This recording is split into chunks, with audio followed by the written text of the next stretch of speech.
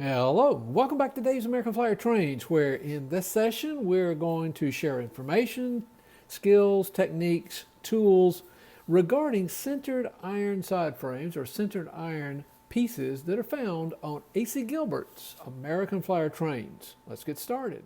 In this session, we're going to share some information about sintered iron side frames, such as what are they, maybe a little bit about their manufacturing process, where they're found on A.C. Gilbert's American Flyer Trains, can they be bonded, and what products do you use to bond them? What are some of the best practices and techniques to bond sintered objects, and how to protect them if you have to work on them? If you have to, for example, replace or want to do maintenance on wheels and axles, and then just some of the tools and techniques in their maintenance and repair.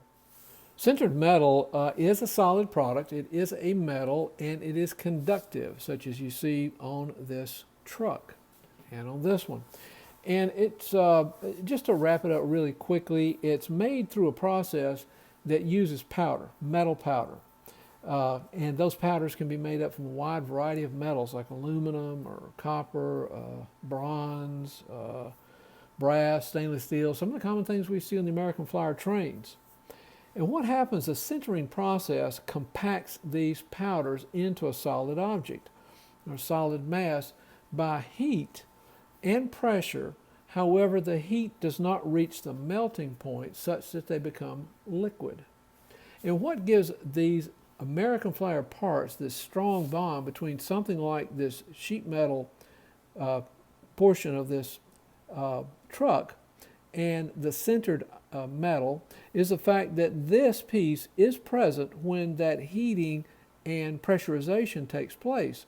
So this forms around it, you might say. Think of it as this being kind of set down in the molds that has the powder, or the powder that's going to be injected, then the heating process, then it solidifies, and therefore it's kind of wrapped around this metal. And that's why that if that bond is broken or loosened, it becomes a game as to whether or not you're going to continue using it, because you can't really replace that sintering process. No matter how hard we try with glue, and some of the glues do work, and we'll talk about that a little bit later.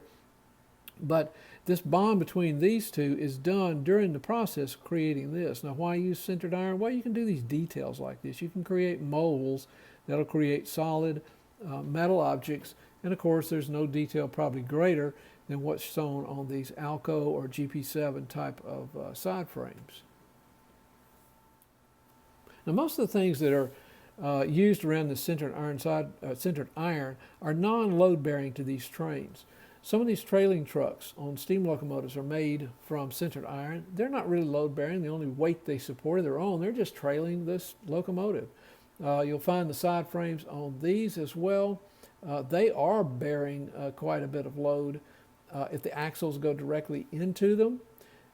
Whereas this one is not load bearing. This is just cosmetic. It just fits around the truck, and there's no weight supported on that whatsoever except its own dangling weight. These, however, probably, much like the tender, probably support the most weight in that the axles go directly into them. So it's the weight of the car that are on these. But again, it's not real significant, and most of the stress is put on there laterally, pushing and pulling, not pressing down or pressing up. So that's one of the reasons that they can be repaired. Nothing is ever as good as the sintering process that attaches the sintering metal to the sheet metal. But we can certainly work on that. As they become loose over time, for whatever reason, whether it be just age or mishandling or aggressive handling, they can be bonded with some metal glues, and three of which are epoxy adhesives. Loctite makes one. Polyurethanes, I have a tendency to stay away from those. And then super glue like Loctite or Crazy Glue. Now, I've had good results using Crazy Glue on these, and then I'll explain the process, which really ought to be applicable to any of those bonding agents to make them a stronger bond, which will hopefully last a pretty good while. Some bonding techniques and procedures and tips. Number one is to clean them thoroughly. I wash these in a blue-green dishwasher type degreasing soap prior to even attempting any bonding, and I aggressively brush them with, say, an old toothbrush with that soap, whether it be these, the ones that I used here that had the clean brake, any of these I simply wash very, very aggressively. Then I use alcohol on them, and then I use contact cleaner, which I found is the best way to clean these metals. The next thing I do is to ensure bonding alignment. For example, when the trailing truck on a steam locomotive had severed and had a clean fracture in it, I made sure that the fracture could be held together with my hands and fit very, very cleanly. I wanted to look for any overlaps, any missing pieces, any tiny fragments that came out, because I wanted to push those together in exactly the same position that they were in prior to the fracture. Then I apply the adhesive, but some on the edge, but mostly on the interior where it's metal to metal. I join them together, and then I clamp, usually using a small ratchet clamp such as this one.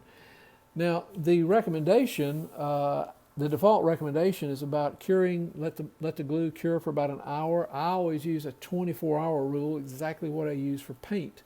And then I've had good results with that. And that's the technique that I use to bond these. One more thing about this ratchet. This is just a ratchet clamp.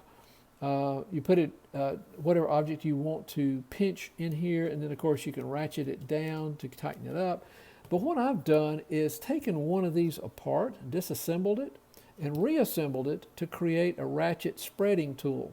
I haven't had a lot of reasons to use this on American Flyer, but when I need one, nothing works better. I simply reverse both of the tips so that now when you work the ratchet, it is spreading them apart and not bringing them together. Now, it's a lot of room in here. It's about 3 inches.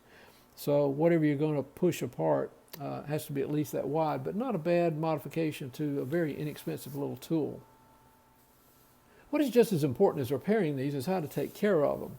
First of all, on a sheet metal truck, if you're going to remove the axles and the wheels, which I usually do, I like to remove axles and wheels not in place, clean them not in place, but clean them separately for a lot of different reasons, so that I can get to the truck a lot easier, is that these are pretty easily spread simply by using your thumbs, for example, holding the car upright, pulling back on both sides, and then shaking it until the axle falls out. Now, in case you can't use your thumbs and don't want to, there is another technique that I use. Now, first of all, I'm turning this car upside down before I do this, and then I'm going to use a snap ring pliers. Very inexpensive tool, any hardware store.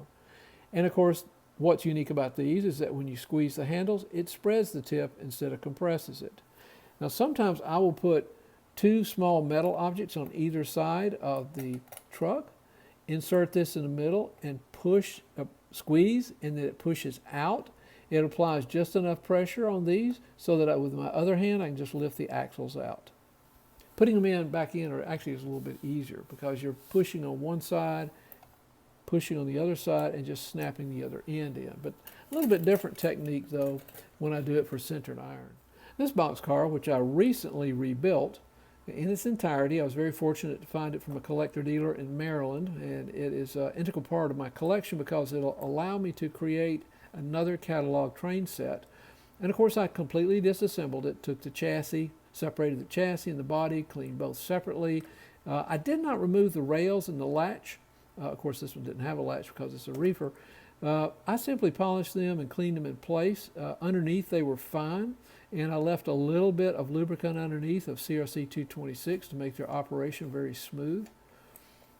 But I wanted to remove the wheels and axles for 2 reasons. One, I want to get to the truck. The other reason is I wanted to polish and thoroughly clean both the axles and the wheels to remove old carbon material off the rail that came off the rail head.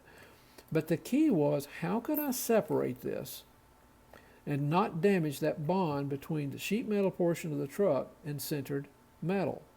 Well, first of all, I turned it upside down on my workbench. Now, my workbench surface is a tool drawer liner. It's very tacky, just tacky enough, and it's soft. Provides a little bit of padding. Another place that you could do this, of course, is in your locomotive cradle. But I chose to put it on my workbench. And putting it on a workbench of this type protects the car and allows it to stick into place. But here was the technique that I used. I take a dime. This technique will cost you 20 cents. and I place it between the rim or the flange of the wheel and the metal part of the truck, the sheet metal part. And I put another one on this side. Now it's nice because the flange of the wheels will hold the dimes up. This one's wiggled just a little bit. Now that one's wiggled. Be patient on this process, especially putting it back together. Then I take the snap ring pliers, put it all the way down to the truck, and press out. And that way the dimes right at the base are pressing against the sheet metal portion. And I squeeze and spread. And it allows me just enough room that I can reach down and actually with my other hand pull the wheel and the axle out. No damage whatsoever. What you don't want to do is to use the same technique that you used on the sheet metal trucks. That is grabbing them like this and pulling them apart or any other part or any other way such that you're putting the load and the pressure on the sintered metal part and not the sheet metal part. That is a recipe for failure to break the bond between the sheet metal and the sintered metal. It's just too big of a risk. Now what do we do on the reverse process? Well, sometimes on the reverse process I'll use a penny, prop them up on the interior. Now this is where patience is going to pay off, or a third hand or a friend that can help you just to hold the pennies in place, because the axles won't be there until you can get the snap ring pliers into place, holding the pennies against the sheet metal part, squeezing the snap ring pliers, which spreads the tip just enough that you can start wiggling these axles and wheels into place. Again, I'm placing pressure on the sheet metal part and not the sintered metal part. These were done that way in that technique. I don't want to do them again because once is enough. And then just remove your coins and you're good to go. Now I have used just small metal objects, but nothing I found works as convenient as just some coins that'll fit pretty snugly in between those two. There is one other bonding technique that I've heard about. I don't have any experience using it, and I don't think I have the right tools to attempt it, which I think would require a drill press, multi-speed drill press, that can support some really, really small drill bits. Now I have some small micro drill bits, but I'm not so sure they can go through this. And what I've heard, as I understand it, is that the drilling takes place on top, part of the drilling takes place on top of the sheet metal portion, straight down into, at 90 degrees, into where the sintered iron piece is attached. And then that screw, a hole is drilled through the sintered iron. Again, I have no experience in doing that. It sounds possible, and I have no reason to doubt that it doesn't work very well, because then you're getting a physical bond, not an adhesive bond. And I always prefer those anyway on most anything, including even solder points. And then a small screw is used to attach the two. If you have any experience with that or any examples, maybe you could share that in a video following this one. And finally, while they're disassembled, in addition to the cleaning, I'm going to clean them with alcohol, that is the trucks and all portions of them, and contact cleaner, but then I'm going to lubricate. Now what I do on these sintered metal is I'll drop 3-in-1 oil inside of really what is the opposite side of the journal box, you might say. Just put a drop in that hole there where the axle goes in all four. Same thing on sheet metal. Literally there, you're dropping it into the journal box cover right there, journal box. If the electricity is conducted from a pickup wheel through the axle through the side frame, then I'll lubricate the same way but with CRC 226.